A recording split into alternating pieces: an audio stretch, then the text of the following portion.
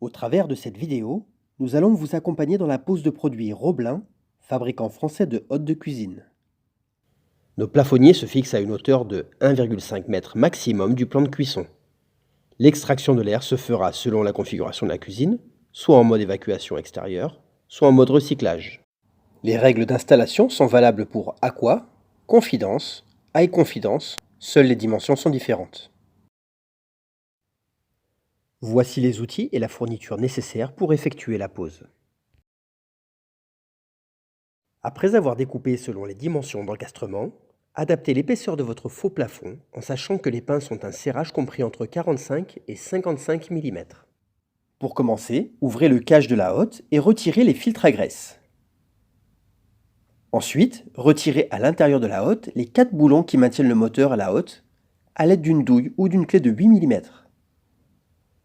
Sur le moteur, désolidarisez les connexions de l'alimentation du moteur ainsi que le fil de terre. Avec un embout de type PZ numéro 1, retirez la plaque métallique de fixation du câble et libérez le câble en exerçant une forte pression sur le passe-câble. Puis remettez la plaque dans son emplacement. À l'intérieur du capot moteur, retirez la connexion de la commande du moteur. Ensuite, retirez la vis qui maintient le transformateur et sortez le tout pour le replacer dans le capot du kit sans moteur. Attention de ne pas endommager les fils pendant les manipulations.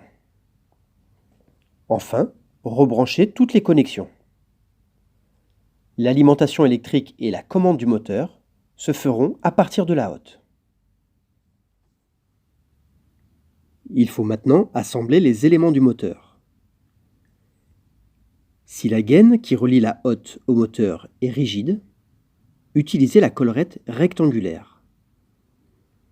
Si la gaine est souple, elle doit être de 200 mm de diamètre, et dans ce cas, il faut enlever l'obturateur à l'aide d'un marteau et utiliser la collerette ronde. Dans les deux cas, la collerette se visse par l'intérieur du capot moteur. Branchez la fiche de commande et d'alimentation du moteur. Enfin, vissez les deux supports fournis au moteur et fixez le moteur dans la position souhaitée. Placez et fixez avec du ruban adhésif le clapet anti-retour.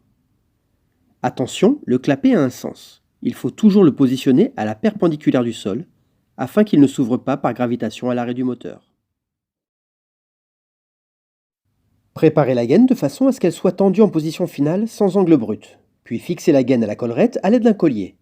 Il est aussi possible de faire l'inverse, c'est-à-dire défaire la collerette de la hotte, fixer avec un collier la collerette à la gaine, et une fois la hotte placée, visser la collerette à la hotte. Ensuite, branchez la hotte sur le secteur. Elle doit être protégée par un disjoncteur de calibre 16 A. Mettez la hotte en place en ayant au préalable monté les 4 pinces de fixation au maximum avant qu'ils ne se rabattent en position rentrée.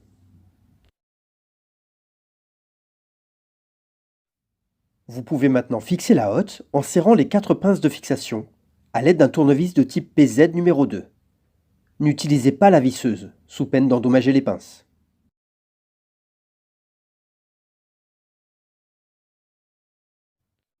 Retirez la hotte. Exercez une pression sur la hotte de façon à la maintenir plaquée au plafond. Puis dévissez à l'aide d'un tournevis de type PZ numéro 2 les 4 pinces de fixation jusqu'à la butée. Ne forcez pas sur la butée. Descendez délicatement la hotte de son emplacement. Changez le sens d'évacuation. Pour changer le sens d'évacuation, il faut d'abord retirer les filtres à graisse, puis, à l'aide d'une clé 6 pans de 8 mm, dévisser les 4 boulons situés à l'intérieur de la hotte. Ensuite, tournez manuellement le capot selon le sens d'évacuation souhaité, en prenant garde de ne pas endommager les câbles électriques. Enfin, revissez les boulons.